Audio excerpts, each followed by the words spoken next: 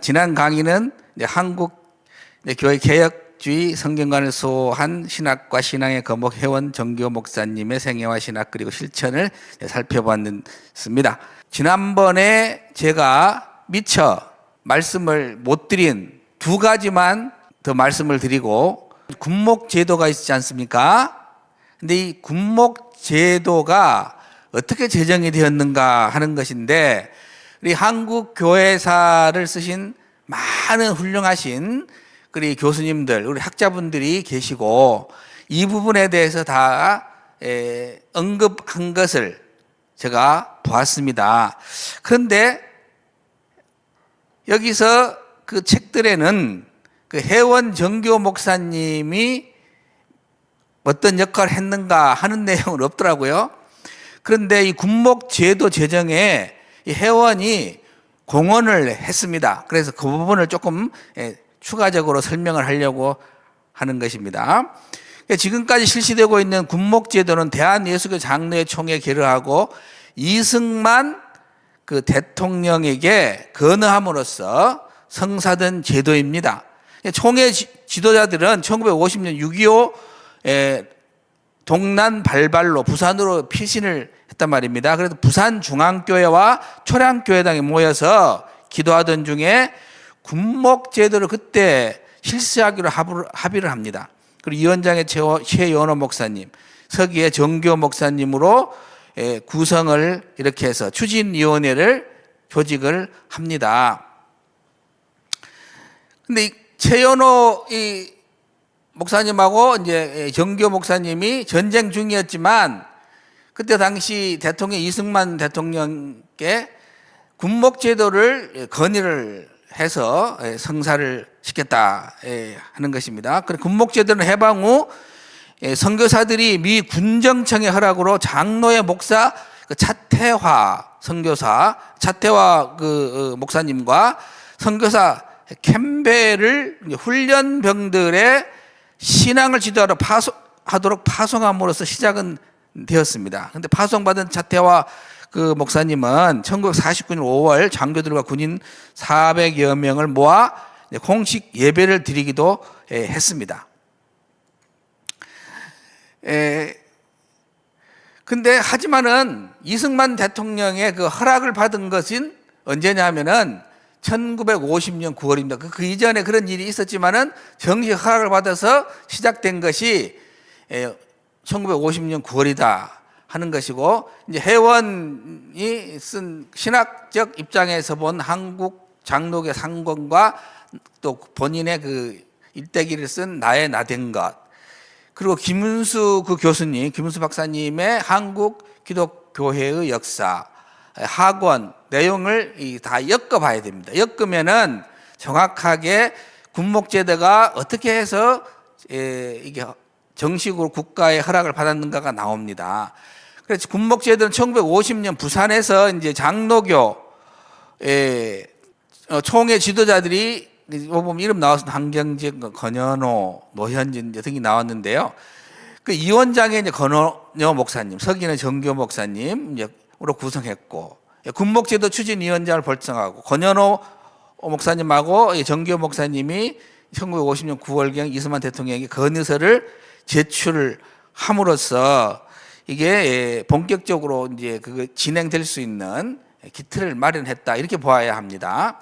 제출했죠. 그 다음에 넘어보면은 이쯤에 이제 그 미군 사령부의 군종 참모가 이제 벳넷이었습니다. 벳넷 대령인데요. 이게 또 보류되었던 군목제도의 필요성을 또 메가더 사령관에게 전달합니다. 그러니까 우리가 총회에서도 이 일을 이승만 대통령에 건의를 하고, 또 미군 쪽에서도 이 일을 같이 지금 동시에 한다, 이 말입니다. 그런데 대체적으로 이 부분이 지금 말씀드리고 있는 군종 참모 그 베넷이 한 이 이야기들이 대체적으로 한국 교회사에 이게 조명이 되어 있는 거 있습니다. 정교 목사님 등 우리 총회에서 한 것은 조금 약간 좀 부족하게 다뤄져 있습니다. 그래서 지금 말씀을 드리는 것입니다. 그래서 메가더는 이제 베넷의 건의를 신중하게 받아서 이승만 대통령을 만나 군복제도의 중요성을 설명하고, 이승만 대통령은 장로의 건의서와 메가더의 요청을 수락했다. 이게 중요하거든요. 그러니까 장로회의 건의서와 메가더 요구를 같이 수락한 거예요. 그때 이제 참모총장이 정일권이라는 분인데 이분이 시국의 비상사태를 이유로 반대를 했다고 그래요. 그런데 이승만 대통령이 군목제도를 허락을 했다는 것입니다. 그러므로 우리가 지금의 군목제도 정책에 회원의 공헌이 크다. 이 말씀을 드리고자 하는 것입니다. 또 하나 중요한 것은 구역공가를 하잖아요. 근데 이 구역공가가 저도 궁금했습니다. 도대체 구역공가책은 어떻게 해서 만들어졌을까? 어느 교단에서 누가 만들었냐? 근데 정확하게 더 따져볼 수도 있겠습니다만 지금까지 한국 교회사 책에도 별로 이렇게 자세하게 제가 아직까지 못 봤어요. 더 찾아보면은 모르겠습니다만은 제가 정확하게 파악한 것에 의하면은 이 공가책을 회원이 광주중앙교회 담임 목사로 심호하실 때 공가책이 발행이 됐다는 것입니다. 그래서 한국교회 공가가 중앙교회가 시발점이고 광주중앙교회 1972년까지 담임을 정교 목사님 하셨는데 그때 김창래 목사님, 소천하신 김창래 목사님이라는 분, 그다음에 저라고 드리게 인용한 것입니다. 공호영 목사님이라는 분이 저에게 증언을 해주신 거예요. 이 공호영 목사님이 그때 당 부교역자였는데 구역 예배용 공가를 만들어 사용하라고 그 지시를 하셨다는 거예요. 정교 목사님이. 그래서 구역 공가 책이 정식으로 발간이 있다는 거예요. 그전에는 그냥 간단하게 사용을 해가지고 구역 공가용으로 썼는데 정식으로 책을 만들었다는 거예요. 여기 나와 있죠. 프린터로 간단하게 사용하였다 했고, 얼마가 이런 식으로 구역 공가를 만들어 사용하다가 내용이 관리되지 않고 사라지는 것이 안타깝기도 하고 사용하기 불편하기도 해서 건의를 했다는 거죠. 그래서 정교 목사님께 책으로 발간하면 좋겠습니다 했더니 그때 정 목사님이 좋다. 그래서 그거를 수용을 해 주셔가지고 이 공가책이 발행했다는 것입니다. 그래서 1973년부터 구역공가책이 정식으로 발간이 됩니다. 최초로 구역 예배 공가책을 호남대회 이름으로 발간한 것이 당시 합동총회 호남대회장이 정교 목사님이셨기 때문에 가능했다. 그 당시에는 합동총회가 대회제가 있었습니다. 지금은 이제 그 뒤에 없어졌는데요. 그때 호남대회장이 정교 목사님이었는데 그때 그 호남대회장 이름으로 대회 이름으로 공가책이 처음 발간됐답니다. 그래서 구역 예배는 그 이름 그대로 예배 형태를 갖추지만 구역별 성경 공부 성격이 강하다는 점으로 볼 때 회원의 그 개혁주의 성경관이 구역 예배 공가책 발행에도 영향을 미칠 것이다라고 제가 이거는 해석을 하는 것입니다. 구역 공가책을 중요하고 왜냐하면 성경을 가르치는데 구역 공가를 해서 주일학교 공가는 이제 저희가 그 전부터 나왔습니다만 장로는 1938년으로 기억하고 있는데 장로의 감리 따로 이제 했죠. 그 전에는 같이 하다가 그리고 그렇게 해서 주일학교 이제 공가책은 정식으로 우리가 만들었단 말입니다. 그 이전까지는 미국이나 이런 세계 주일학교 주일학교 연합회에서 만들어낸 공가책을 받아가지고 그걸 번역해가지고 썼단 말입니다. 그래서 주일학교 공가책은 진작부터 나와 있었지만은 구역 공가는 이렇게 1973년에 발행으로 정식을 했다. 이 말씀을 드리고 이번 주 강의를 시작하도록 하겠습니다. 한국 교회 성경관을 이제 수호한 조선신학교 학생들인데 여기는 처음 안 나왔습니다만 제가 이제 추가한 것이 51인 신앙 동지회가 굉장히 중요합니다. 한국 교회가 건강하게 성장한 이유의 핵심에는 초기 그 장로교회나 감리교 선교사님들이요, 성경은 성령으로 영감된 하나님의 말씀이라는 성경관 신학의 터 위에 교회를 세웠기 때문에 가능했습니다. 근데 한국 교회의 이제 성경 비평학이 즉 특히 역사 비평학적 성경관이 본격적으로 들어오는 것은 저희 이쪽 부분은 관심 있는 분들은 이미 잘 아시는 것입니다.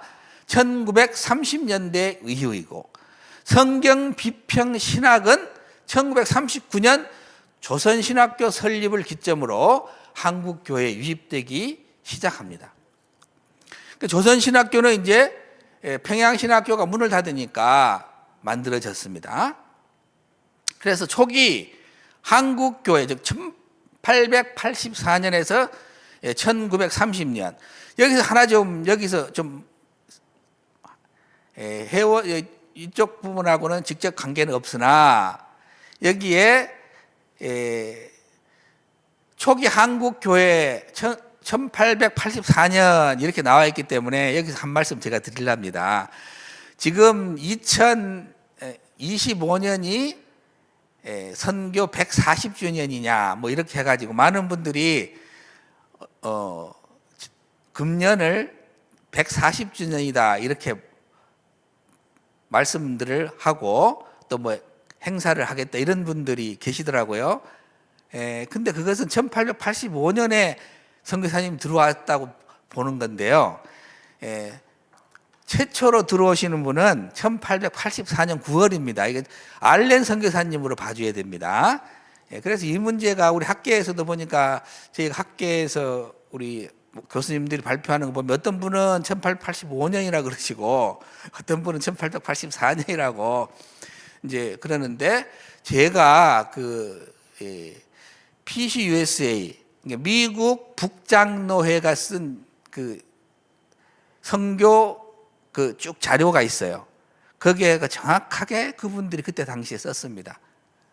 우리 미국 북장로회 최초 조선에 보낸 선교사는 알렌이다. 정확하게 써놨습니다. 이걸 무시하면 안 됩니다. 근데 우리가 마음대로 1885년 그럴 필요가 없잖아요. 그래서 금년은 아쉽지만은 141주년이 됩니다. 예. 그래서 이제 이때는 1930년까지 하면은 보수적 성경관이에요. 그러니까 초기 이제 한국교회 선교사, 한국 개신교는 장로회와 감리교 선교사들에 의해 세워졌습니다.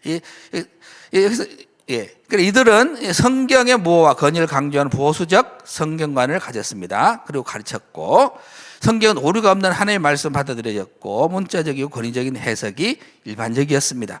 이 시기는 역사 비평의 자유주의 신학의 영향이 거의 없는 시대였습니다.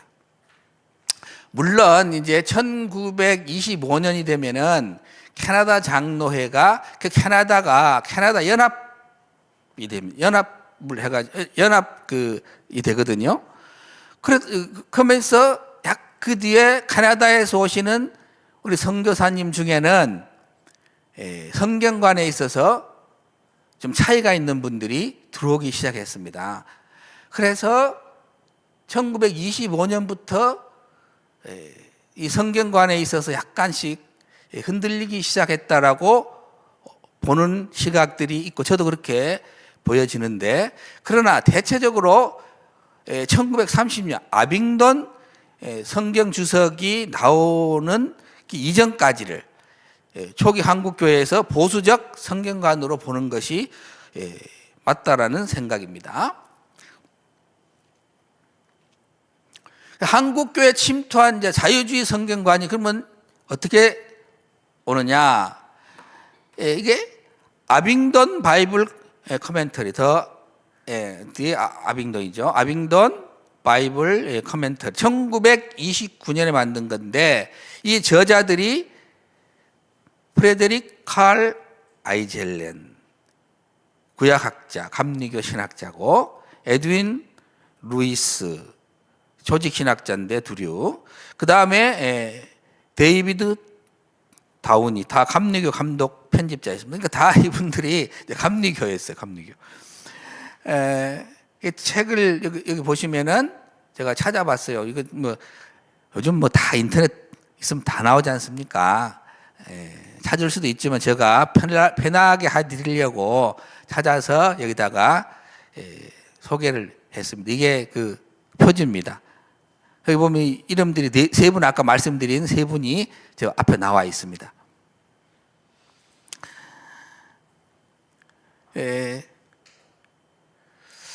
그래서 아빙돈 성경 주석의 그 뭐가 문제냐?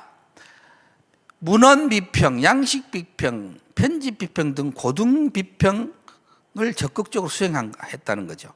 그리고 모세오경은 제2DP 문서서를 전제로 해석을 하고, 예언서나 시편도 전통적인 저자 대신 다수 저자, 후대 편집자가 개입했다 하고, 출애굽기 사건, 또 홍해 갈라지는 것, 예수님의 동정녀 탄생, 부활 등을 신화적 상징적으로 해석하고, 성경의 기적을 과학적 합리주의적 틀로 재해석하거나 역사적으로 의심스러운 전승으로 간주를 하는, 그게 지금 아빙돈 성경 주석입니다.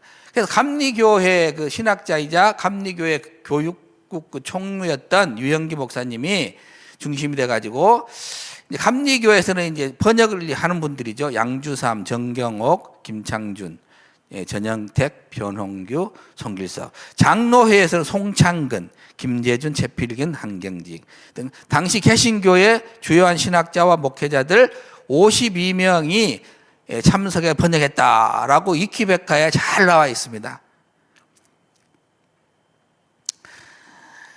근데 그래서 여기서 보면 번역자가 방금 이제 보시면은 송창근, 김재준, 최필근도 근데 우리가 여기서 다루고자 하는 핵심적인 인물이 김재준 교수이시고, 그 다음에 송창근 교수님도 같이, 김재준 교수님이 메인이지만 같이 신학적인 조선신학교에서 자유주의 신학을 가르친 분입니다. 김재준 교수님의 이분의 이제 이력을 보면은 일본 도쿄 아오야마 학원에서 공부를 했고, 프린스턴 신학교 1929년, 그다음 미국 웨스턴 신학, 현재는 피츠버그 신학대학원이라고 그럽니다. 그래서 구약학으로 석사학위 취득했다. 이것도 위키백과에 보면 잘 나와 있습니다. 제가 그렇게 해서 인용을 해왔습니다. 다른 데도 많이 있는데 제가 확실하게 인용을 했기 때문에 제가 해놓은 것입니다. 큰 문제가 없으니까요.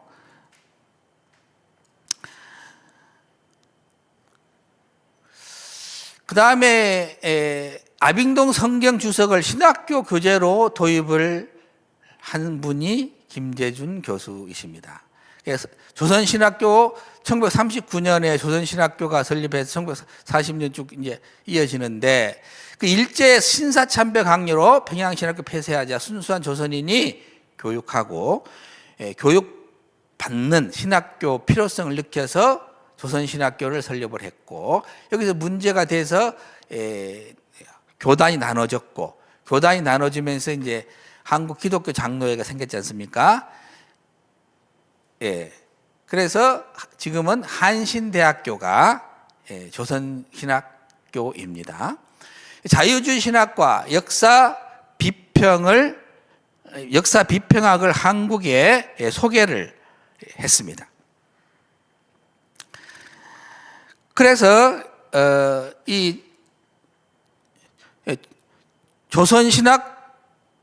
조선신학원과 지금 한신대학교 전신이죠. 경동교회를 각각 설립을 이분이 하셨고, 김재준 교수님이 한신대 교수님 학장을 나중에 역임받고, 이게 얘기 말씀드리냐면은 이분의 공헌임을 참 높이 사요. 일반적으로는 한국 기독교 장로회를 창립하기도 했고, 한신대 명예학장 지내고 기장총회장도 지냈다. 기독일보에서 이것을 잘 내놨던 것을 제가 캡처해 왔습니다. 그리고 또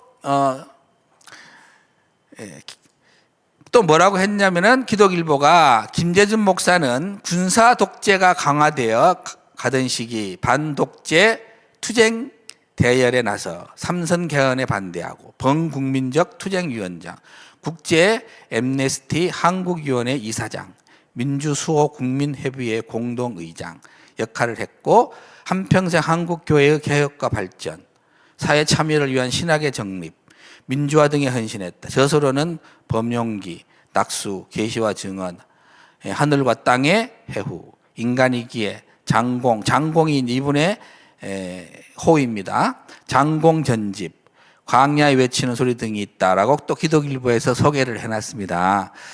혹시 이제 이분을 또 너무 신학적으로만 막 또 잘못됐다고 하면은 이분을 하는 분들이 왜 또 공헌한 것은 다 뺐냐 할까봐 공헌한 이렇게 이분이 했는데 이것은 이제 공헌했느냐 안 했느냐 두 번째입니다. 재해석을 해봐야 되는데 일반적으로 이렇게 한다는 걸 지금 설명해 드리는 것이지 이렇게 잘 하신 분이다라고 하는 것은 다 해석을 해봐야 우리 신학하고 맞게끔 이분이 활동을 했는지는 따져봐야 될 일이지만 이런 일들을 했다는 걸 소개하는 차원이라는 것을 그렇게 이해해 주시고 제가 이렇게 잘했다고 이렇게 칭찬하는 그런 것은 아니라는 걸 꼭 알아주셔서 오해 없으시기면 감사하겠습니다.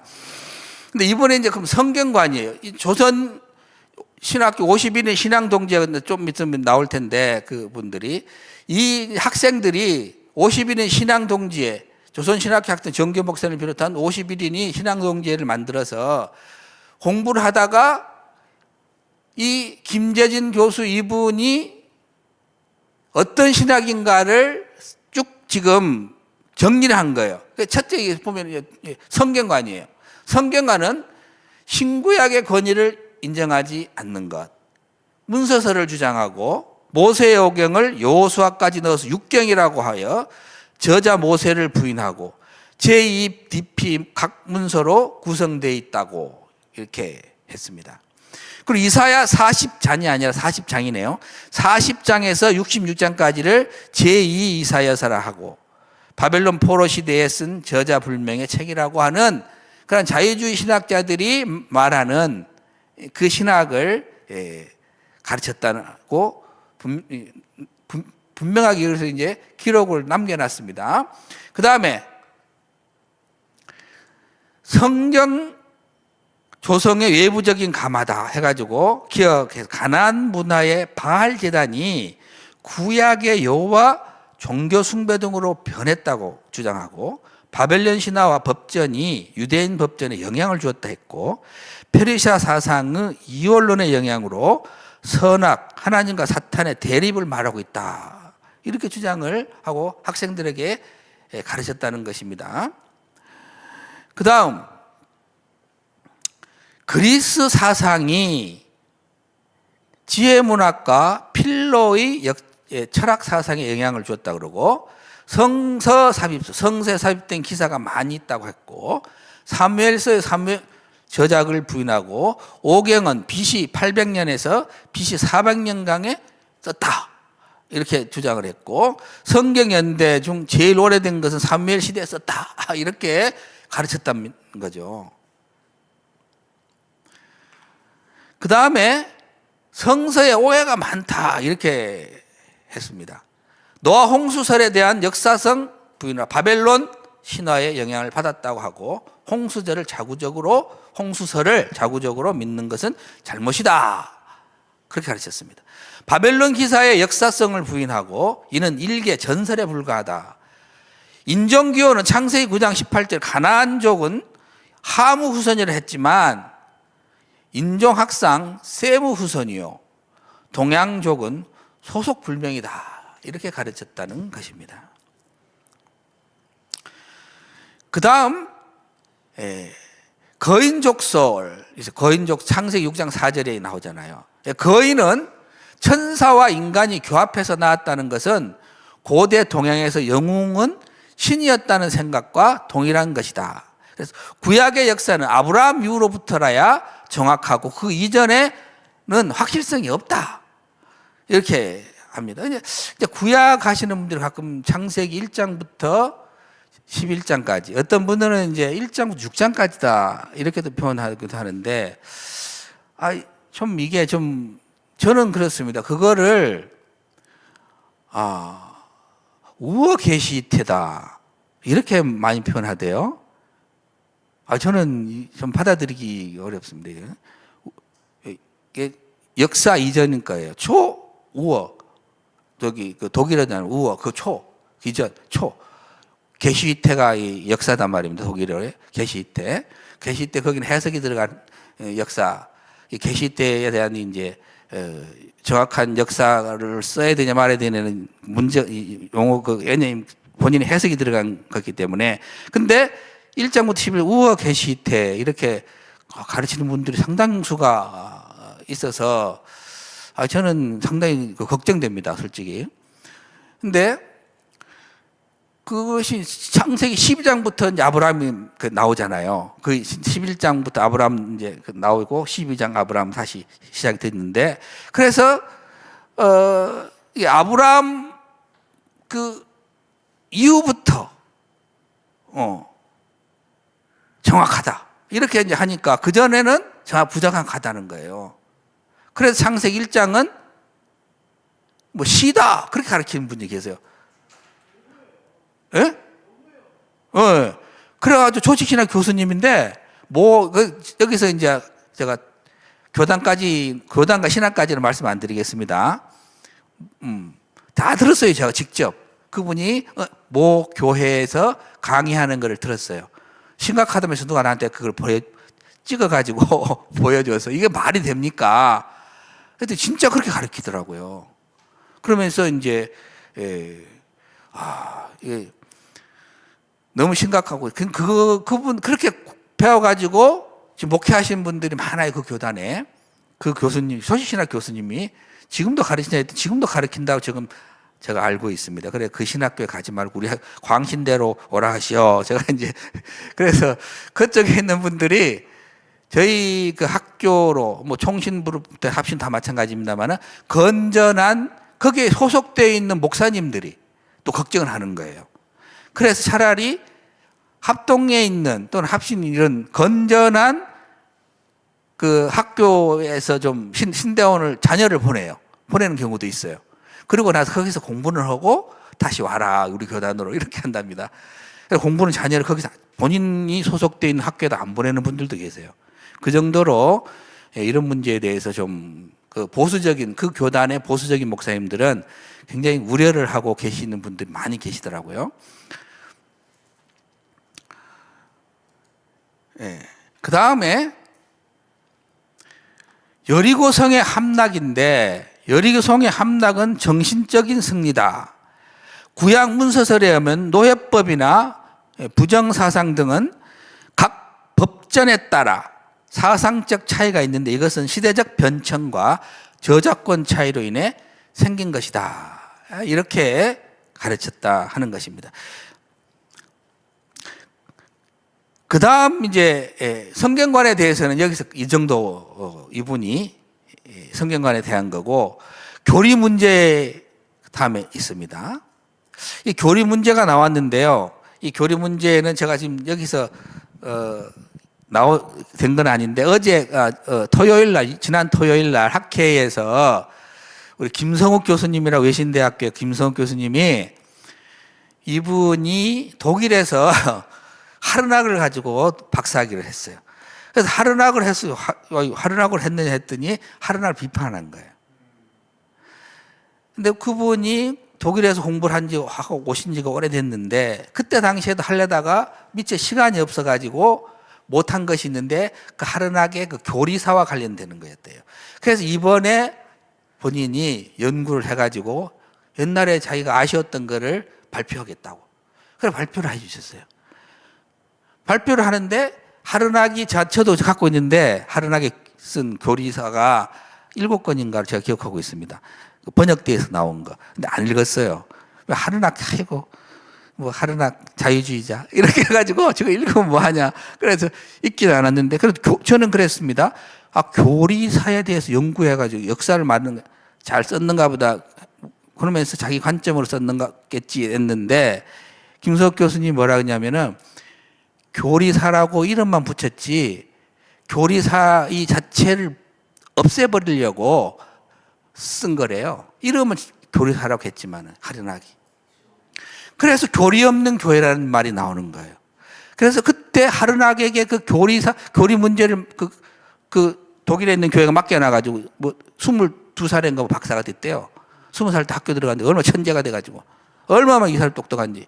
그래서 이분한테다가 그 무슨 교리 문제를 맡겼는데 이분한테 맡기면서 교리 없는 교회 이거에 나와가지고 뭐라 그러냐면 그때부터 독일 교회가 무너지기 시작했다 이렇게 발표를 하는 것을 들어봤습니다. 제가 뭐 구체적으로 연구를 안 했기 때문에 근데 이 교리가 굉장히 중요한 교리가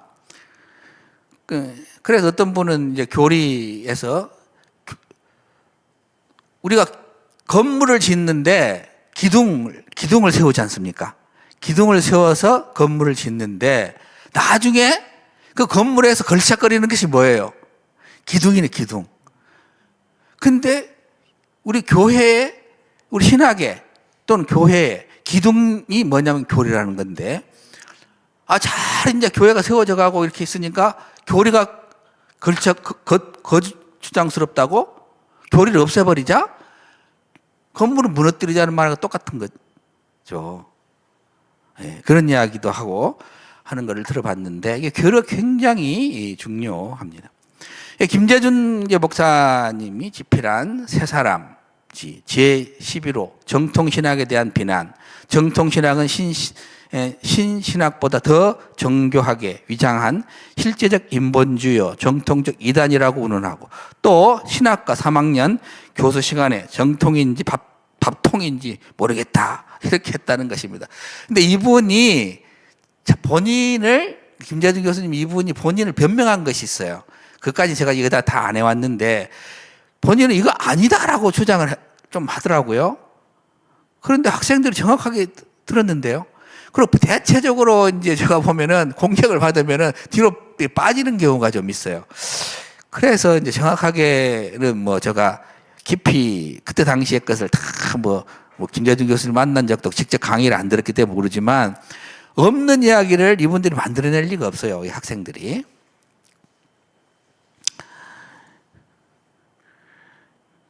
그 다음 김재준 이 교수님, 이 목사님이 구약 신학 그 시간에 시해가 아니라 시간에 신구약에 있어서 그 교리의 체계 세움을 비난하여 성경은 교리의 교과서가 아니다.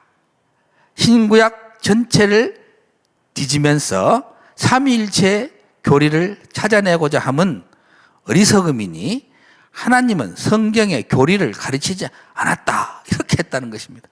그래서 하나님께서 인간을 가르치는 데 있어서 구약과 신약에는 정도의 분간이 있다. 이것을 억지로 교리로 만들면 잘못이다. 유대인은 구약 역사를 교리적 독단으로 편애했는 고로 과학적 정확을 기록한 것이 아니라 이렇게 했다는 거죠. 그리고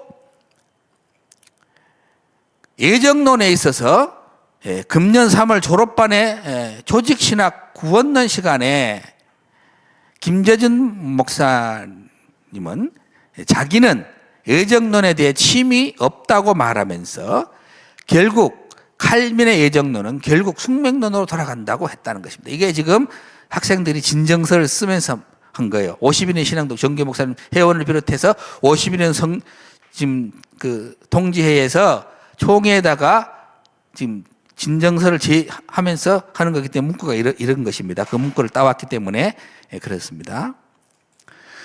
그 다음 미국 정통파의 거장 메이천 비난하고 그 일파가 1930년 총회에서 성직을 박탈당하고 프린스턴 신학에서 분리하여 웨스트민스터 신학교를 설립하였는데 얼마 안 되는 학생을 데리고 자기네들끼리 또 분열했다 하면서 현재는 조선 내에도 이 계통의 신학자가 활약하고 있으니 학생들은 주의해라 이렇게 했답니다. 예,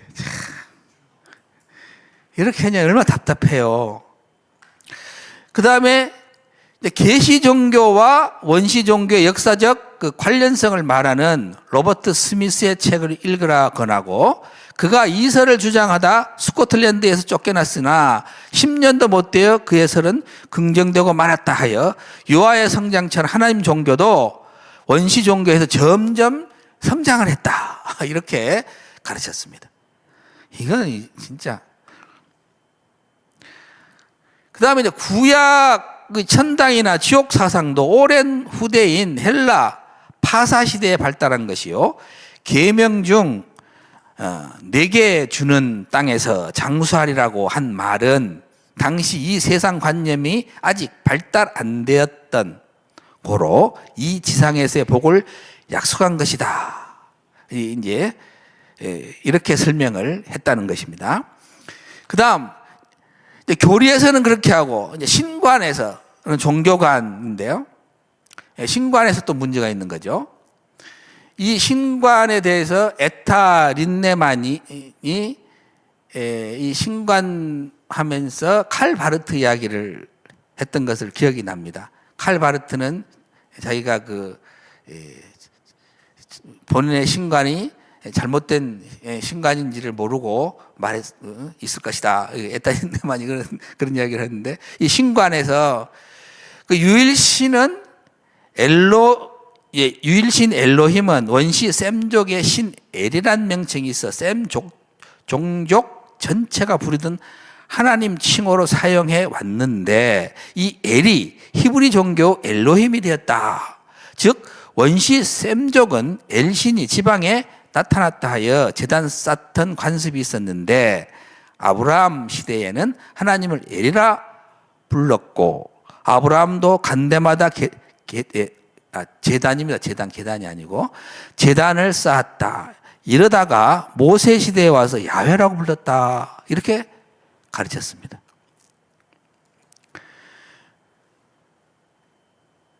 그래, 아브라함은 원시 셈족 중에서 나와 유일신을 믿는 첫사람이라 할 수 있다, 이렇게 말했고, 종교 진화적 입장에 입각하여 볼 때 히브리 구약 종교는 원시 종족의 종교 분위기 속에서 발달한 것인데, 원시 종교의 더러운 것이 아브라함이나 모세 등으로 점점 자랐던 것이다. 원시 종교에서 전지 종교, 이게 좀 잘못된 것 같아요. 내려온 것이, 그렇게 봐야 될 것 같은데요. 재료가 원시에서 나왔다고 계시 종교를 무시함은 또 아니라, 그러니까 재료가 원시에서 나왔다 해서 계시 종교를 무시함은 아니라, 이렇게 또 말을 했다는 거예요. 그러면은 계시 종교를 어느 정도 인정을 하는데, 근데 이게 재료가 원시부터 다른 데서부터 나왔다는 거죠. 원시 이런 종족에서부터. 그 다음에 유월절은요, 유월절은 출애굽 이전부터 있었던 규례라는 거예요. 세곡식을 드리고 기뻐하던 절기라는 것입니다. 유월절 이전에. 안식일은 셈족의 발상지 우루에서 달신 쉰을 섬길 때부터 있었다. 11조는 레위기, 신명기, 출애굽기 사이에 각각 상이한 점이 있고, 이 규례도 셈족 원시 시대부터 있었다, 이렇게 주장을 하고 가르쳤다 하는 것입니다. 할례인데요, 할례는 원시 시대부터 내려온 것으로 아브라함 이전부터 성인으로 부족의 일원으로 받아들일 때 하는 예식인데, 아브라함 시대에 와서 새로운 종교적 의미가 가해졌다.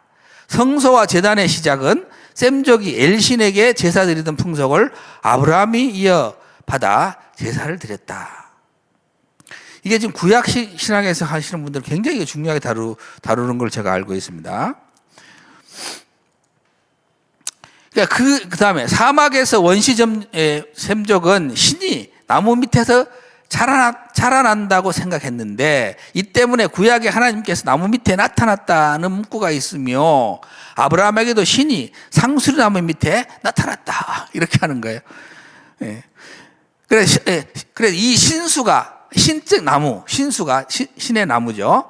신수가 고사하면 죽으면 그것을 깎아 세우는데 이것이 아세라 목상이다. 제가 안 넘겼군요. 그래서 천수와 하나님을 관련시켜서 샘물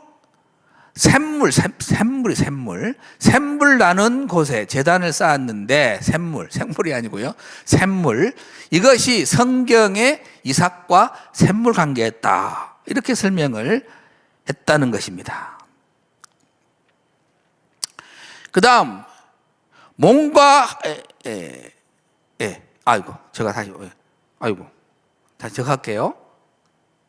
몸과 하나님을 관계지어 이상한 자연석이 있으면 그것을 모아 그 위에 기름 부어 제단을 삼았는데 이런 것을 야곱과 돌 제단을 이것과 관계를 시키는 거예요. 구약의 부정사상 원시종교의 타락이라, 원시종교의 타락한 것이다. 그 원시종교에서 타락한 그거를 구약에서는 부정사상으로 만들었다는 뜻이죠. 이렇게 설명을 했습니다. 이것이 김재승 교수가 조선신학 학생들한테 가르친 성경관, 그 다음 교리, 또 하나는 신관이었습니다. 그러니까 이 학생들이 들고 나온 거예요. 용기 있게. 그 다음에 이제 한 분이 있는데요. 아까 아빙돈 성경 주석을 번역한 분 중에 장로에 소속되어 있는 분 중에 한 분이 누구였습니까? 송창근 목사님이었는데, 이 송창근 교수 이분이 또 신약 공간복음 자료 문제를 가르쳤어요. 그때. 공간복음 중에는 마가복음이 제일 먼저 된 것인 바, 복음을 로기오에 의해 쓴 것이고, 로기오 초대교회에 당시 통용되고 있다고 가정한 예수 그리스도의 어록에 대한 명칭이 로기아인데, 로기아. 초대교회 당시 통용되고 있던 가정한 예수 그리스도의 어록이 된 게, 이게 누가 하는 것이냐면, 역사적 예수하는 분들이 이거 합니다. 어록. 근데 그 기록된 거, 라이마루스루 이런 분들을 비롯해서 역사적 예수를 하는 분들이 하는 일이에요. 이 이야기를 이 송창근이라는 교수님이 이 이야기를 한 것입니다. 그래서 마태복음 기사의 4분의 3은 추상적이요, 4분의 1만이 마가복음이나 다른 자료에서 취했다. 그래서 마가복음에 없는 기사가 마태복음에 있는 것이고, 예를 들면 빌라도가 손 씻은 기사나 그의 처가 꿈꾼 것 등의 기사는 추상적인 것으로 사건을 확대해서 쓴 것이다. 이렇게 가르쳤다 하는 것입니다. 그 다음, 복음서 기자의 그 인격적 영감서를 말하면서 성경은 금관과 같다. 그 중에는 금도 있고 돌도 있는데 우리에게 중요한 것은 금이다. 그래서 우리는 완전 영감서를 믿으며 성경 전체는 그대로 금이라고 본다. 근데 그리고 나서 뭐라고 했냐면은 복음서 성서 신학이라고 하는 것은 성경의 종교적 생명을 각 시대에 합당한 방법을 찾아 해석하고 설명하는 것이고, 시대에 합당한 방법을 찾아서 해석하는 거예요. 지금 이것을 누가 지금 이걸 허락해 줬냐 그러면요, 자의적으로 성경을 그 해석자가 해석할 수 있다고 일종의 신앙 고백이죠.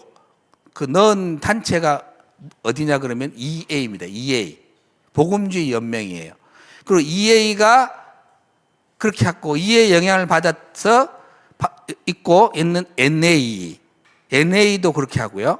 그리고 NA가 EA와 합해가지고 만들어낸 WEF가 있는데, 좀 이분들이 다 영향을 받았어요. 근데 이제 WEF, 지금 이제 WA인데 이분들은 그 말은 뺐어요. 그 해석 문제는 뺐더라고요. 뺐는데 2A에는 그게 들어있어요. 2항에. 해석을 자유적. 근데 이게 그 저번에 보니까 로잔 대회도 자유적 해석을 할 수 있도록 시대에 맞게끔 그 위치에만 상황 신학적으로 해석하도록 길을 열어놨고 WEA도 그 구체적으로 들어가면은 그 맞게끔 해석이 가능하도록 그 정신 EA의 정신으로 이어져 있다는 것을 왜냐하면 EA로부터 본인들이 받았다 하니까 그렇게 생각을 합니다. 물론 EA가 WEA가 됐다고 자꾸 주장하는 분들이 계시고 WEA 그 홈페이지에도 보면 그렇게 되어 있어요. WEA는 여기 좀 관계는 없는 이야기 조금 나갔습니다만은 1912년에 EA가 WEA가 됐다라고 WEA 홈페이지에 그렇게 자기들의 역사를 써놨는데 제가 연구를 해보니까 그것이 아니에요. EA는 EA고 WEA는 WEA입니다. EA는 항상 EA였어요. 본인들 홈페이지에다 WEA가 됐으면 우리는 1912년 WEA가 됐다고 써야 될 거 아니에요. 전혀 그런 내용이 없어요. 제가 직접 들어가 보니까. 그러면서 자기들은 1952년에 WEF를 만드는데 코파운드였다. 그렇게만 딱 써놨어요. 그렇기 때문에 지금 여러 가지 자료들에서 자꾸 그 얘기하는 EA가 1912년에 WEA가 됐다라고 하는 것은 조금 잘못됐다는 저는 생각입니다. 그거는 아니라고 생각합니다. 어쨌든 이제 그 역사적인 그런 건데, 근데 이제 EA가 처음에 만들 때 묘하게 이분들이 성경관도 아예 그냥 뭐 무언이 무륜이 이런 것도 아예 안 쓰고 그러면서 이런 해석을 자유적으로 할 수 있도록 길을 열어놓은 것을 보게 되는데 여기 보면은 이제 시대에 합당한 방법을 찾아 해석을 하는 거. 이거 그건 정신 들어있는 거예요. 그 성경을 역사적 신학적 방법으로 연구함으로 가장 합리적 연구를 나타내고자 하는 것이라 이렇게 하는 이런 부분 역사적 방법으로 한다 그러니까 꼭 그 우리의 신학과 비슷한 것 같은데요. 전반적으로 송창근 교수님의 그 문제는 성경에 제가 볼 때는 분명히 역사적 예수 방법으로 하고 성경이 절대 모호한 정확 모호한 하나님의 말씀. 우리가 지금 유기적 아까 저도 우리 목사님도 말씀하신 유기적 완전 축자 영감설에 의한 그러한 사상이 아닌 것을 쭉 보게 됩니다. 이 문제에 대해서 조선신학교 학생들이 총회에다가 제기를 한 것입니다. 조선신학교 학생들의 자유주의 신학과의 신학투쟁을 하면서 그래서 이분들이 51인 신앙동지회를 결성을 하게 됩니다. 이런 신학 때문에. 그래서 회원이 1945년 9월 조선신학교에 입학을 합니다. 조선신학교는 그래 평양 신학교가 일제의 신사참배에 한가하면서 사진 폐교하자 최필근 목사님, 이 최필근 목사님이 또 어떤 분이냐면은 아빙돈 성경주석 우리 장로의 그 번역하신 분 중에 한 분이 또 최필근 목사님인데 이분이 제안을 해가지고 설립이 되었고 자유주의 신학자 김재준이 이제 교수로 임명이 되었습니다. 회원은 김재준 교수의 그 성경 유호설을 그분이 가르치자 51인이 동참하는 신앙동지회, 우리가 지금 알고 있는 51인 신앙동지회를 결성하여 자유주의 신학과 투쟁을 했습니다. 그래서 이게 보니까 굉장히 중요합니다. 이게 학생들이 하는 것이 굉장히 이게 용기 있는 것이고 굉장히 중요한 것이고 학생들이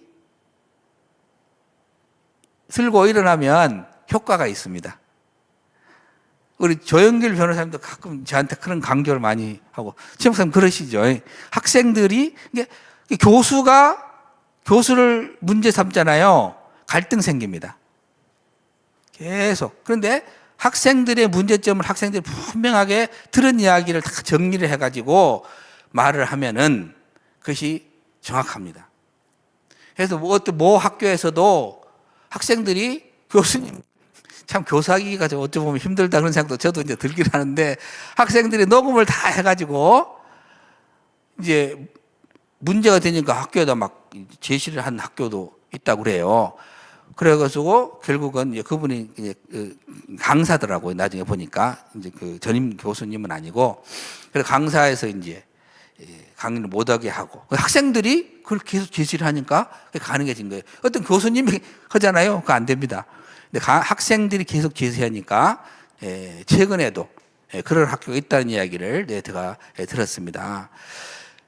그래서 이제 여기서 이제 회원이 뭐라고 그랬냐면, 나는 신학교 문제가 일어난 당시 김재진 교수를 3, 4채 뵙고 나의 천견을 솔직히 진언하였습니다. 이렇게 만났다는 거예요. 그러니까 이렇게 뭐 막무가내 그냥 바로 그냥 아이고 저분을 바로 그냥 총회에다가 우리 진언해버리자 모여가지고 김재진 교수님 모르게 그렇게 한 것이 아니라는 거예요. 한번 찾아뵙고 진언을 했다는 것입니다.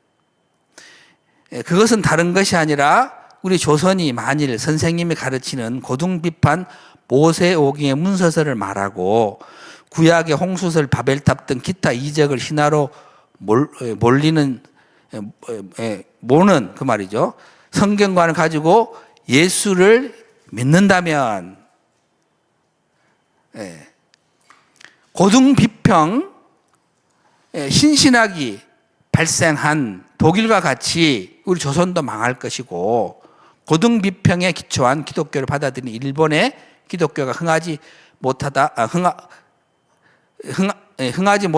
망한 것처럼 우리 조선도 망할 것임을 확신함으로 이제 이 운동을 일으켰음을 말씀을 드렸다 하는 것입니다. 그래서 이렇게 3, 4차나 진언할 때마다 선생님은 냉소하였다 하는 것입니다. 웃어버렸다는 것입니다. 학생들은 좀 가소롭게 생각하죠. 글쎄, 믿는 것은 자유이니까 어쩔 수 없지만 더 많이 연구하면 나중에는 자기의 가르침이 옳은 줄을 알 것이다. 그렇게 했다는 거예요. 학생들한테. 너희들이 지금 공부를 덜 해서 그래. 공부를 더 많이 하면은 알게 된다고. 그래서요, 참 자유주의적인 신학 사상을 가진 분들이, 신학자들이 보수주의, 개혁주의 신학을 가진 분들한테 가끔 이와 같은 표현을 합니다. 그래서 제가 아는 어떤 장로님이 아주 오래전에 그 말씀 하시더라고요. 모 학교 신학교는 모 보수적인 학교 그 교수님들을 아주 그냥 대놓고 뭐라 그러더래요. 실력 없다고. 그래, 그 말이 뭔 말이에요? 이런 말이에요. 공부를 덜 해가지고 성경에 하나님 말씀을 전적으로 믿고 저 사람들은 저러니 공부를 덜 해서 그런다. 그 의미예요. 누가 들으면은 진짜 막 그런 줄 착각할 거 아니에요. 그 의미를 알면은 얼마나 그 말 하는 그분들이 정말 잘못됐다는 것을 분명하게 알게 됩니다. 그래서 혹시 이 지금 유튜브를 보는데 학생들이 계시면은 정말 제가 오늘 이거 뭐 많이 들으셨겠습니다만 또 귀담아 들으시고, 그런 이야기 하는 뭐 학자나 주변에 교수님 계시면 그대로 믿으면 안 됩니다. 의심을 해야 됩니다. 의심. 예? 알면은 솔직히 얼마나 알겠습니까? 다 뭐 비슷합니다. 그 다음에 회원과 50일인 신앙동지회는 조선신학교 내에 있는 자유주의 신학자들과 투쟁을 했습니다. 그 당시 남부총회로부터 직영신학교로 인준받은 조선신학교가 자유주의로 진행되고 있는 현실을 그냥 묵과할 수 없었던 정교는 정통신학을 사랑하는 51인으로 구성된 신앙동지회를 조직하여 제33회 우리 그 조선 예수교 장로회 총회 1947년 4월 있었던 대구 제1교회에서 소집된 있는데요. 이때 진정서, 탄원서를 제출을 하게 됩니다. 그리고 총회는 이 50인인 학생들의 진정서가 이유가 있다, 그렇게 보고 조사위원을 내서 총회에서 자유주의 신학을 타파하는데 앞장서게 되는 이런 일들을 조선신학교 학생들이 하게 되었습니다. 그래서 이와 관련돼 가지고 이제 그때 당시 경기노회 소속이었어요. 김재준 교수님이 경기노회 소속되어 있는데, 경기노회에 제가 그때 당시에 다 연구해가 논문도 썼습니다.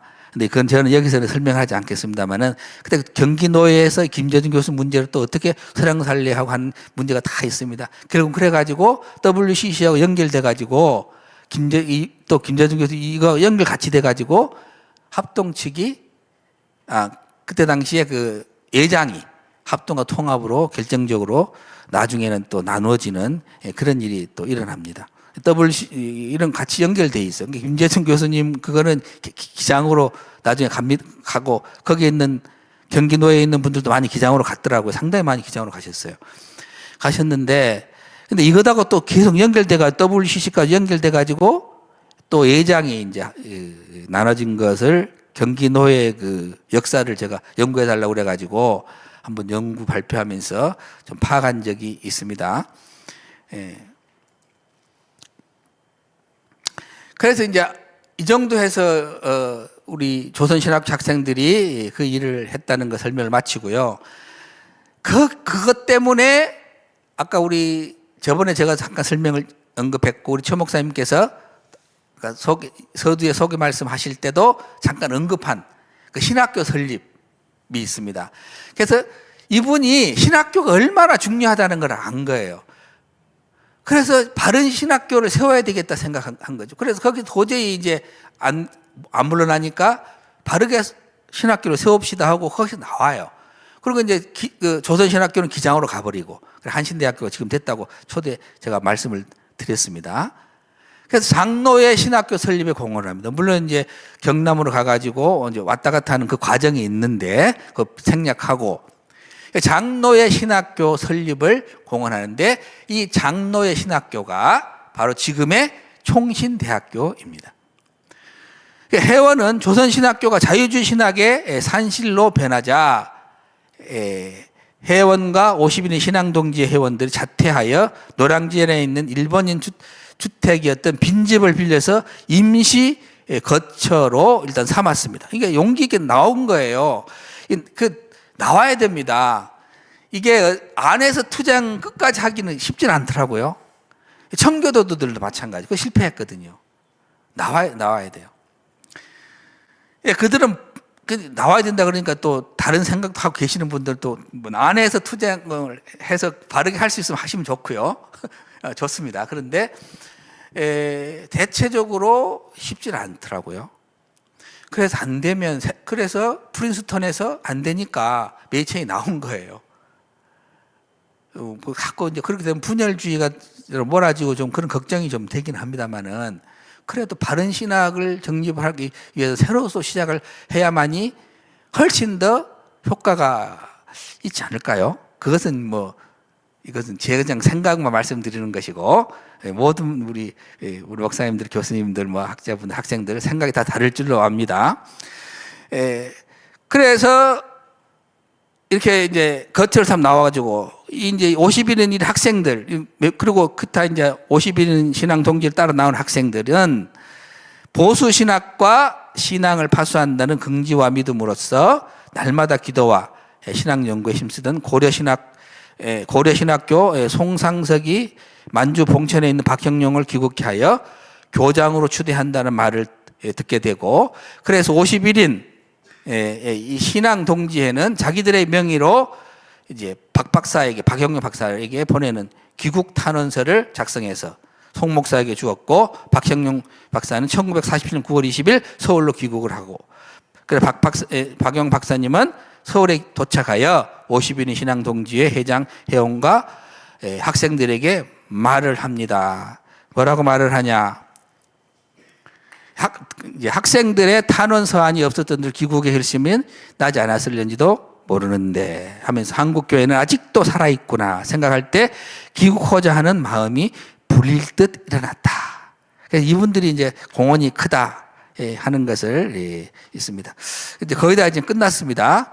장로의 신학교 설립은 서울에서는 이승로 쭉 이름 있고 원로 목사 여한수 쭉 이름들이 있습니다. 그리고 조선신학교는 신학교로 작용화되었으므로 부산은 그리고 고시는 전국 교회를 포용할 능력이 없고 신학교는 서울에 있어야 한다는 의견. 그래서 이러한 의견의 일치를 본 것이 총회의 신학 문제 대책위원회가 그래서 1948년 5월 20일 장로의 신학교 설립을 가결하는 결정적인 역할을 하였다 하는 것입니다. 이런 과정에서 장로의 신학교가 만들어지고 지금 총신이죠.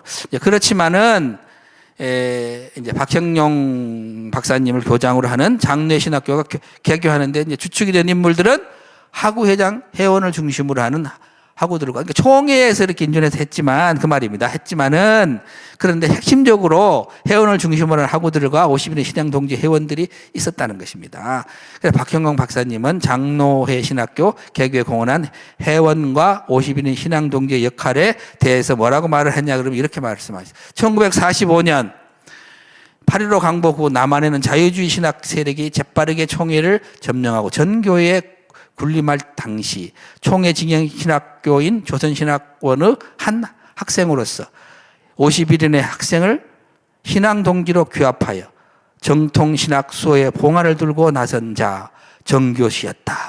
이렇게 박영광 박사님이 말씀을 하셨고 그와 그의 동기들이 천신만고를 무릅쓰고 투쟁하며 활동한 결과로 남한에서 잠자고 있던 교계의 보수 세력이 각성하고 일어나 1948년 6월 3일 서울 남산에서 90여 명의 학생을 모아 장로의 신학교를 개교하기에 이르렀다. 이리하여 대한민국 장로회의 전통적 정통신학은 법적 실제적으로 본래의 위치를 회복하였다.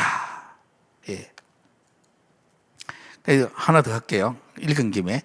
이것만 하고 이제 끝내겠습니다. 그가 용감히 들었던 정통신학 소의 봉화는 4, 5년 짧은 세월 동안 급속히 조명하여 이 강산에서 영구히 꺼지지 않는 진리의 광명을 이루어 놓았습니다.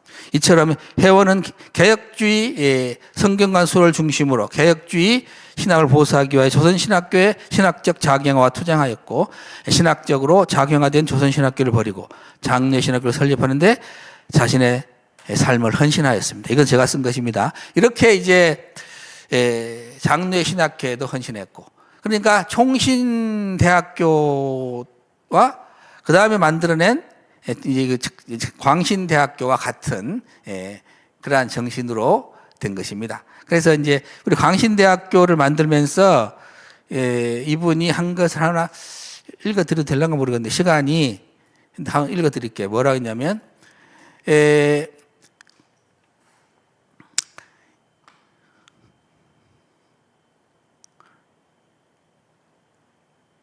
네.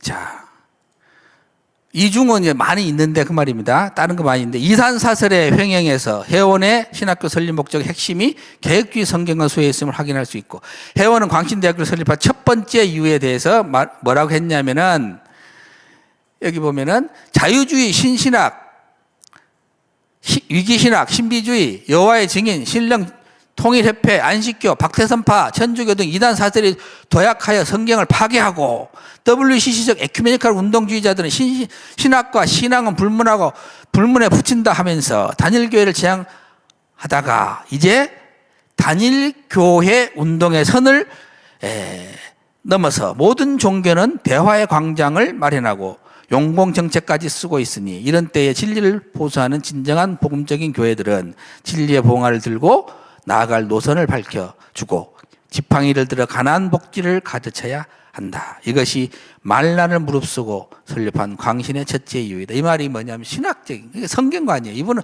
오직 그런 것이 그거예요.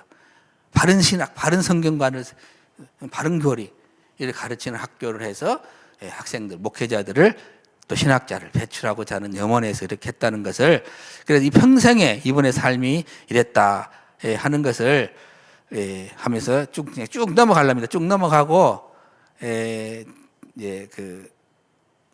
제가 이제 뭐 몇 가지를 썼어요. 이분이 썼는데, 그래서 잘못하면은 이분을 이제 많은 사람들이 막 분열주의자, 지역주의자, 교권주의자 막 그렇게 막 해요. 근데 그거 아니에요. 쭉 제가 보니까 그건 오해더라고요. 성경관이에요. 바른 성경을 수호하고 이걸 바른 교리를 수호하고 가르치는 이 일에 이분이 헌신한 거예요. 그러다 보니까 그것하고 틀리면 이분은 그냥 투쟁하는 거예요. 예, 그렇게 봐줘야지. 그걸 다 빼버리고 해버리면 이렇게 돼버려요. 지역주의자 되고요, 교권주의자 되고요, 분열주의자 돼버립니다. 근데 그것을 핵심을 간과하면, 그러니까 오해하면은 안 되겠다 하는 말씀을 드리면서, 회원의 유산은 회원 정교는 개혁주의 성경관을 지키며 한국교회를 수호한 거룩한 본보기였습니다. 건강한 신학교, 개혁주의 바른 성경관을 수호하는 신학교의 유지는 학교 당국과 함께 학생들이 중요한 역할을 할 수 있음을 우리에게 이분이 교훈해 주었다 하는 것을 잘 기억하고, 우리 모든 지금 현재 신학교 학생들도 좀 이 부분에 대해서 깨어 있기를 바랍니다. 마치겠습니다. 기도하겠습니다. 하나님 아버지, 감사합니다. 회원 정교 목사님의 그 성경관, 또 조선신학교 학생들의 성경관 수호를 위한 그들의 투쟁과 헌신, 이것을 우리가 교훈으로 우리가 공부하게 하신 것을 감사합니다. 이걸 그냥 알고만 지내는 것이 아니라 이 유산으로 한국교회가 그래도 바르게 건전한 교리로 섰다는 것을 기억하고, 우리도 이것을 지켜나가는 일을 최선을 다할 수 있도록 인도하시고 성령님께서 도와주시옵소서. 이 일을 위하여 수고하시는 모든 분들에게 은혜와 복을 넘치게 하여 주시옵소서. 힘을 주옵소서. 예수님의 이름으로 기도하옵나이다. 아멘. 네, 교수님 감사합니다. 지난주 강의에서 조금 의락되었던 부분에 대해서 두 가지 더 말씀을 해 주셨는데, 우리나라에 군목 제도가 있어서 젊은이들이 복음만으로 들어오는데 얼마나 큰 영향을 미치고 한국교회의 부흥에도 크게 공헌했는데, 바로 이 군목 제도를 추진하는 일에 있어서 추진위원회의 서기를 맡았다. 여러분 그거 아십니까? 어떤 단체에 회장이 있고 서기가 있으면 회장이 다 하는 것으로 모두가 나타나지만 실제적인 역할은 어떤 단체든지 그래요. 서기가 다 하거든요. 그래서 서기를 맡았다. 그래서 이승만 대통령의 견의해서 일이 이루어지게 만드는 귀한 공로도 있고, 또 한국교회 이 구역 예배, 구역 공과를 통해서 신앙 성장이 크게 기여했는데, 바로 이 일도 최초의 구역 공과를 만든 이 일들을 우리 회원 정교 목사님께서 하셨다라는 설명도 또 해 주셨습니다. 오늘 강의에서 한국교회 개혁주의 성경관을 수호한 조선신학교 학생들, 이런 제목으로 말씀을 해 주셨는데, 이런 조선신학교 학생들이 왜 학생들이 조용히 교수시킨 대로 공부하면 되지 이런 일을 했어야만 했느냐, 이 결정적 이유들을 설명을 해 주셨습니다. 1884년부터 또 1930년까지의 그 초기 우리 한국 장로교회에서는 아무런 이런 자유주의 신학 영향이 없었고 건전하고 안전했는데, 1929년 이 아뱅돈 성경주석이 나옴으로 말미암아, 또 이것을 52명의 한국교회 목사와 신학자들이 이것을 번역을 하고 도입함으로 말미암아 결국 나설 수밖에 없었는데, 이 아뱅돈 주석을 번역한 많은 52인이 있지만 그 중에서 특별히 이 김재준 교수와 송창근 교수, 이 두 사람은 정말 하나님 앞에서 어떨지 모르겠어요. 지금도 이런 사들을 받들고 따르고 있는 우리 기장 측과 한신대학교 많은 교수 목사들이 있는데 참 걱정되는 분들이고 정말 하나님 앞에 곤란한 사람들입니다. 하여간 이 김재준이 저는 이런 분을 보고 교수님 이렇게 갖다 붙이고 싶은 마음이 크게 없어요. 김재준이 아뱅돈 주석을 신학교 교재로 도입하고요, 또 이분은 조선신학교도 세우고 경동교회도 세우고 기장을 설립하고 또 여러 공로라고 말하고 싶지 않습니다. 한국교회를 허무는 이 일에 앞장섰던 분입니다. 신구약 성경 권위도 인용하지 않고요, 문서설 주장하고 모세 육경 주장하고 JEDP 벨하우젠의 JEDP 이론도 주장을 하고, 이사야서도 나머지는 40장 이후를 또 제2 이사야 주장하고 등등, 이거 다 설명하려고 그러면 정말 입이 아프죠. 이런 김재준 교수의 잘못된 성경을 신화로 몰아가고요, 성경이 바빌론과 또 바사의 그런 여러 신화적 혹은 종교적 영향으로 말미암아 후대에 형성된 것을 BC 1500년에 있는 모세의 그 권위에 갖다 붙여서 모세오경이라 부른다, 뭐 이런 등등의 주장. 성경에 오류가 많다. 오류가 많으면 그러면 어느 부분은 오류인지 어느 부분은 맞는지 누가 판단해요? 자기가. 그러면 자기가 하나님 되겠네요. 이러면 어떻게 성경대로 믿느냐? 그러면 성경 다 버리고 떠나는 게 맞겠죠. 이런 사람은 신학교 교수나 목사가 아니라 성경을 허무는 사탄의 앞잡이 아닙니까? 또 이 김재준에 이어서 송창근이라는 이 사람도 공간복음의 자료 문제를 가지고 그것이 그 당시 초대 교회에 떠돌던 자료들을 가지고 유대 종교를 정당화하기 위한 문서일 뿐이다라고 이제 주장들을 하는데, 성서신학, 이분들은 또 성경이라고도 부르지 않아요. 꼭 성서 이렇게만 부르는데, 성서신학의 목적이 성경의 종교적 생명을 각 시대에 합당한 방법으로 설명해 주는 것이다. 이 사람들은 신학은 하나님을 가르치는 학문인데 신학이 아니라 그냥 종교학자 정도이죠.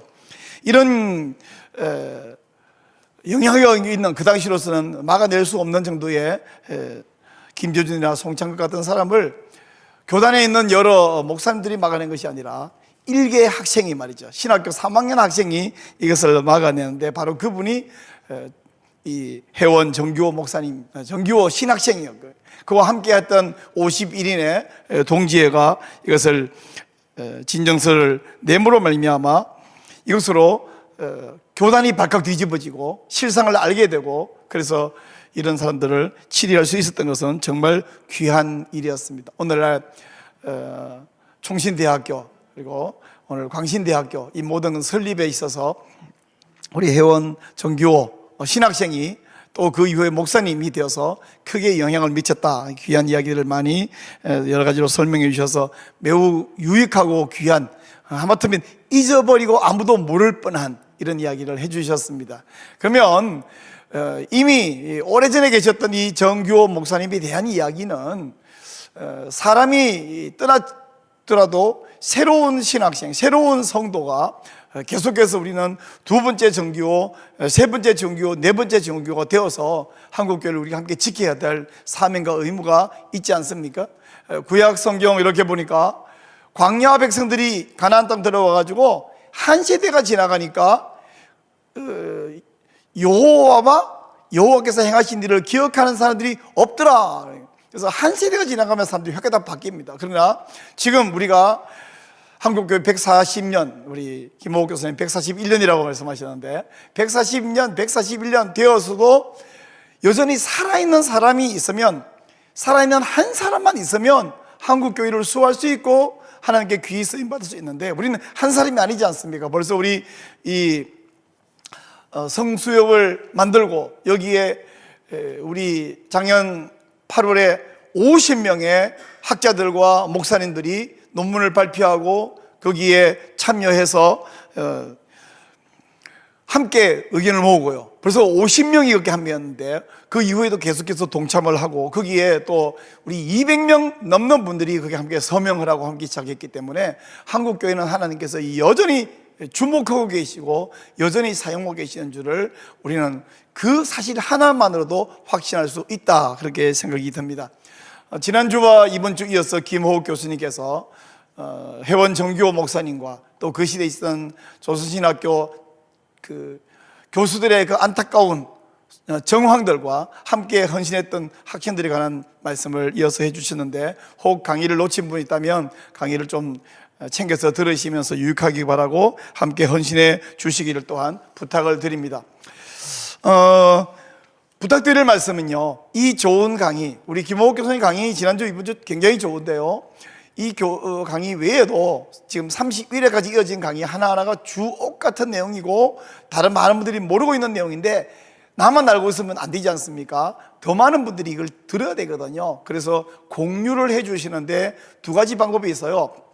첫째는 오늘 이 강의의 링크를 여러분의 지인들과 단톡방들에 보내주시길 바랍니다. 요즘은 단톡방 개수가 하도 많다 보니까 또 하나 올라왔나 보다 하고 지나가는 경향이 있어서 좀 수고스러워도 한 명 한 명에게 보내주면 더 효과가 있을 것 같습니다.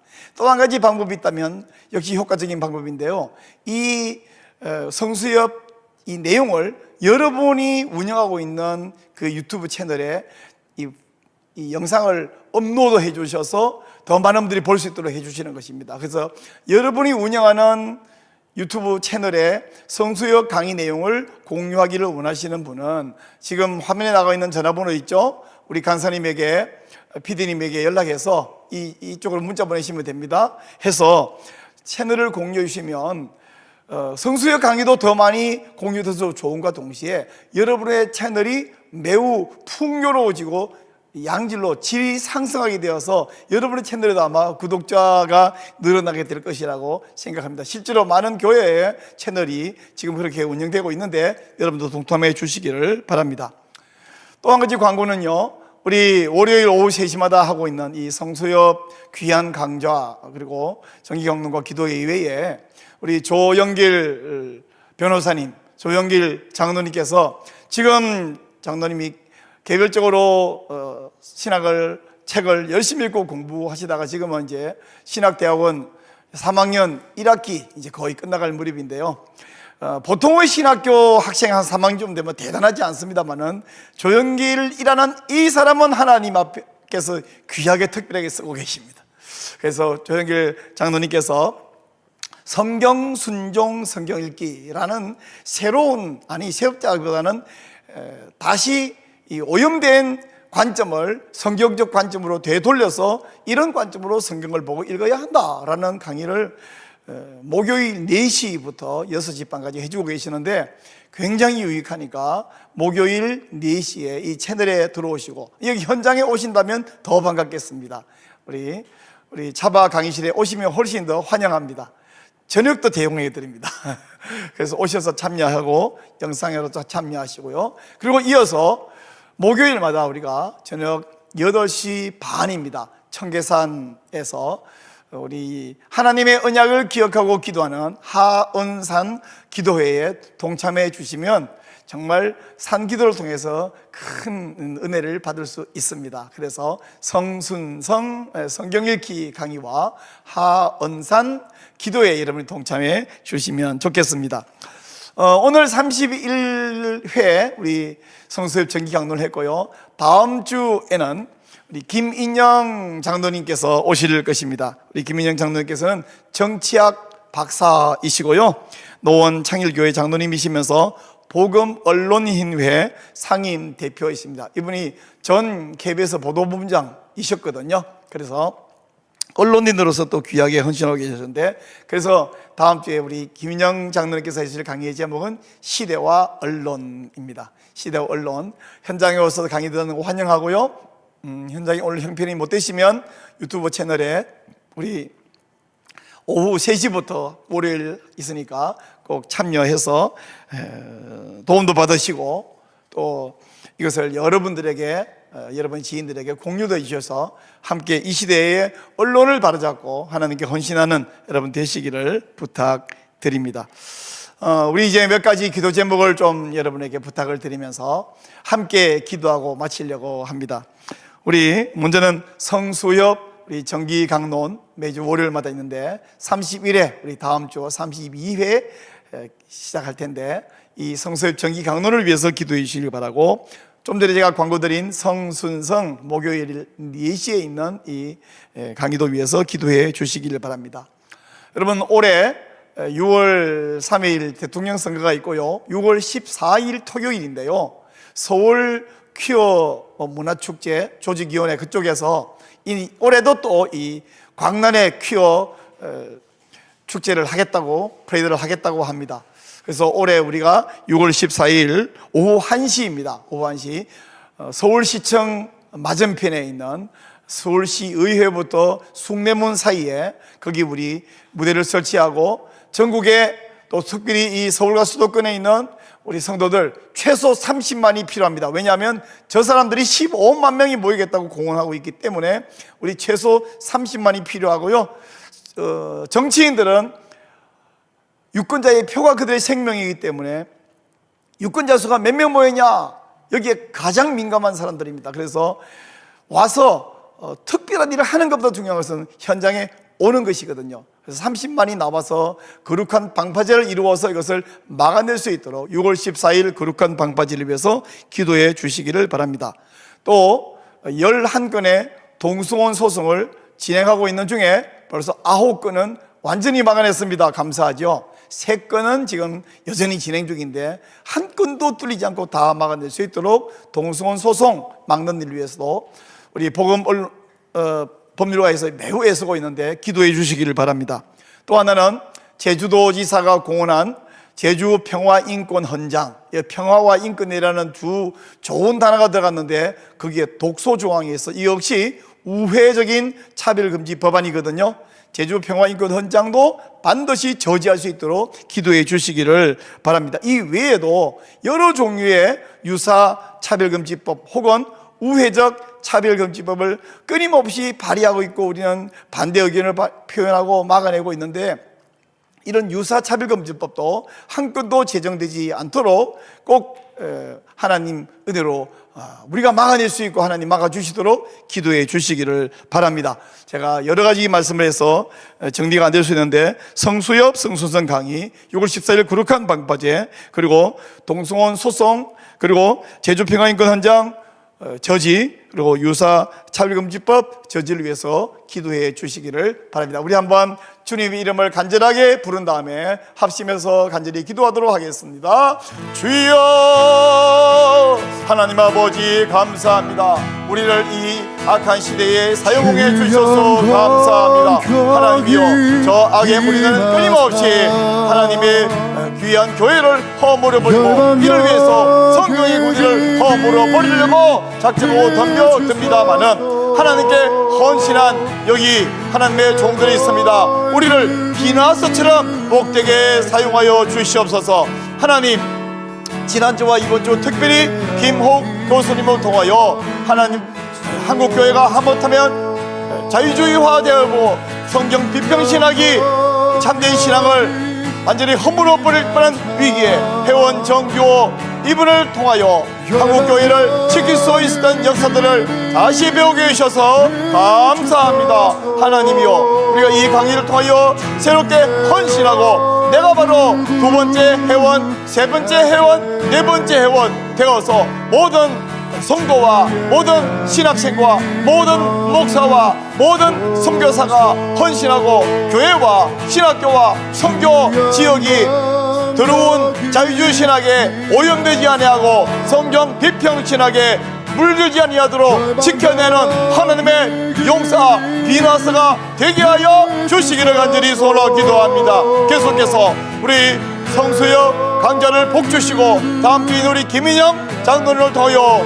이 시대와 언론에 대하여 말씀할 때에 하나님의 또한 큰 은혜를 베풀어 주시옵소서. 하나님이 이 강자가 더 많은 분들에게 영향을 미치고 공유되고 그래서 한국교회를 깨어내고 전세계 교회를 깨어낼 수 있는 은혜를 허락해 주옵소서. 목요일마다 진행되는 바른 관점의 성경 읽기 정순성 강의도 복주시고 우리 조영길 장로님을 복되게 귀하게 사용하여 주시옵소서. 하나님 모든 동성원 합법화 이 모든 추진을 막아내야겠습니다. 6월 14일에 있을 이 거룩한 방파제에 복주시고 전국의 모든 성도들이 작년 10월 27일처럼 위기감을 느끼고 달려나와서 막아내게 하여 주시며 또 복음 법률가회가 힘쓰고 있는 동성합법화 소송도 온전히 막아내게 도와주시옵소서. 제주평화인권 헌장도 하나님 재정을 저지하게 하시고 이외에 여러 이름으로 계속해서 공격해오고 있는 이 모든 유사 차별금지 막아내게 하시고 교서와 학교 안에 있는 이 성오염도 온전히 물리치고 막아낼 수 있는 은혜를 주님이 허락하여 주시옵소서. 하나님이여 동참한 모든 성도에게 복을 내려 주시옵소서. 우리 하나님 감사합니다. 한국교회를 정말 특별히 사랑해 주심을 감사드리옵나이다. 온 세계가 이 자유주의 신학, 성경 비평에 물들고 넘어질 때에도 한국교회의 초기에 건전한 사상, 믿음을 가진 신학장, 선교사들을 보내주시고 또 오염된 신학을 배워온 신학자들이 한국교회를 신학교부터 물들게 하고 있을 때에 이 일개 신학생이지만 하나님의 손에 비나스처럼 붙들린 정규호라는 학생을 일으키고 이분이 목회자가 되어서 한국교회의 이 자유주의 신학을 막아낼 수 있도록 사용해 주심을 감사드리옵나이다. 하나님, 우리가 모두 각성하여 정규호 목사님, 정규호 그 신학생의 그 정신, 그 헌신을 받아 함께 헌신하게 하여 주시옵소서. 하나님, 우리 성수협 정기 강론이 또 성순성 정기 강론이 이어짐에 따라서 우리가 성경을 생명으로 여기며 성경을 하나님으로 여기며 하나님 말씀을 붙들고 하나님 이 온갖 공격과 오염을 물리치며 거룩한 한국교회 거룩성을 지켜낼 수 있는 애를 허락하여 주옵소서. 한국교회가 거룩성을 지키고 유지함으로 전 세계에 무너진 성벽을 다시 쌓을 수 있는 도구로 하나님께 귀히 쓰임받게 하여 주시옵소서. 오늘 헌신하고 수고한 모든 분들에게 복 주시고 김옥 교수님에게 복 주셔서 계속해서 귀하게 사용하여 주옵소서. 또 이 강의에 동참한 귀한 성도님들, 영상에서 동참한 모든 분들 이후에도 이 영상을 시청하며 은혜를 받을 모든 성도들에게 은혜를 주셔서 하나님이 귀하게 사용하시고 한국교회에 더욱 복을 주시고 주님은 영광을 받아 주시옵소서. 하나님, 한 번 더 기도합니다. 6월 14일 거룩한 방파제에 30만 이상의 성도들이 달려나와서 이 더러운 퀴어 프레이드를 반드시 막아낼 수 있는 애를 허락하여 주시옵소서. 모든 말씀 주 예수님 이름으로 간절히 기도하옵나이다. 아멘. 우리 하나님께 영광을 돌려드립니다. 여러분 동참한 모든 분들에게 감사합니다. 예, 샬롬.